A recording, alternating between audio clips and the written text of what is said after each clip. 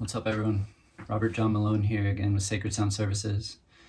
In this video, I'm going to be sharing again just some insights that I've gained over the years that can perhaps help us reflect on exactly where we're at in our path. So today, starting, as we all know, there's a lot of variables in life and we need to start from somewhere. So creating a framework of understanding exactly where you're at on your path.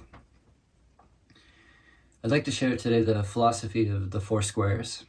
So right now you're either a complete newbie, a bedroom DJ producer, a local DJ producer, maybe national DJ producer with some gigs, traveling, touring, or you're at your peak, fully professional, just shining all the way through.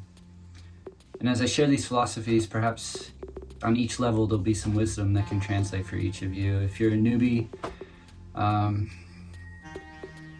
I'd like to inspire you to really develop a vision for exactly where you're headed on your path.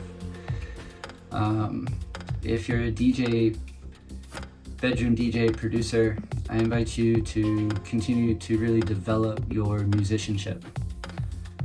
Those of you that are touring or have some gigs, again, that gratitude element really comes up of just reminding you of how much you've gone through to get to where you are, and maybe it hasn't been perfect and it may not be perfect now, but just being grateful for the opportunities, connections, and the growth that you have been able to experience in your life.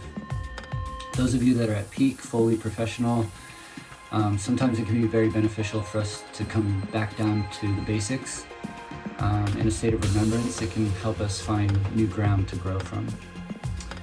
No matter what level you're on, it's just important to me to remind each of you that what we're doing here is we're working with a creative energy. As we're producing songs and music, we're not just creating sounds. Again, we're cultivating a space internally, and we're developing a relationship with the universal life force energy that is at its core creative.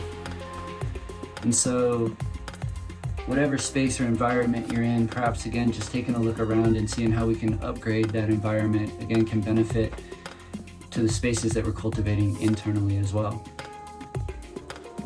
And I kind of touched base on it there. Like, see, again, a lot of artists, producers, people, humanity at large, we have a relationship with music as an entertainment source. It's very superficial. But as I shared for myself, it's continuously reminding me that it's a universal language. And I believe I can prove that to each of you. So right now, just taking a moment, think of, has a song ever touched you, made you cry, or given you goosebumps? And these experiences can happen very momentarily, and we'll just kind of roll them off our back into the back of our mind, but just taking a moment to invite you to really reflect on what is actually happening there. That music and sound has the capability to touch us on a soul level so deeply that it can penetrate all of our layers of protection and touch our heart to evoke a certain emotion and move us into a new state of being. And as a musician, a producer, an engineer, anyone involved in music, each of us are helping cultivate that progression of our consciousness, our relationship with each other in the world at large.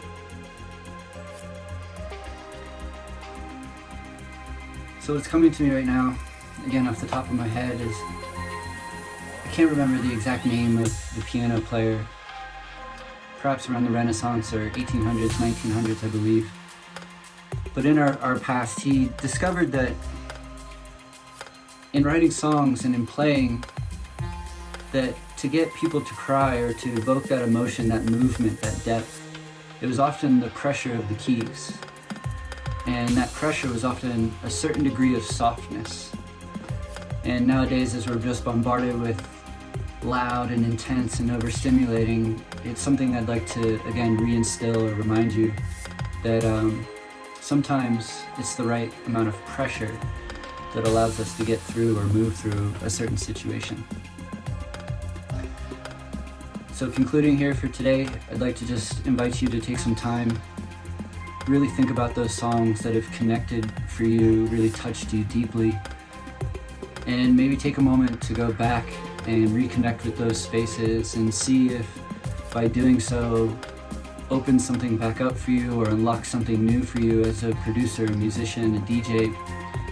See, for myself, I learned how to make music self-taught. I went to audio engineering school in Amsterdam. I was really inspired by electronic music.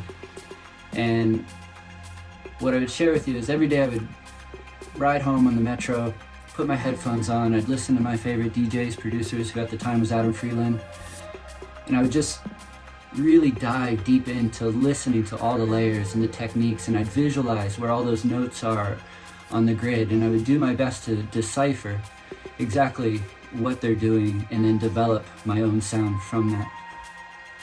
So again, I hope some of these words have inspired you all. I look forward to sharing next time. Take care.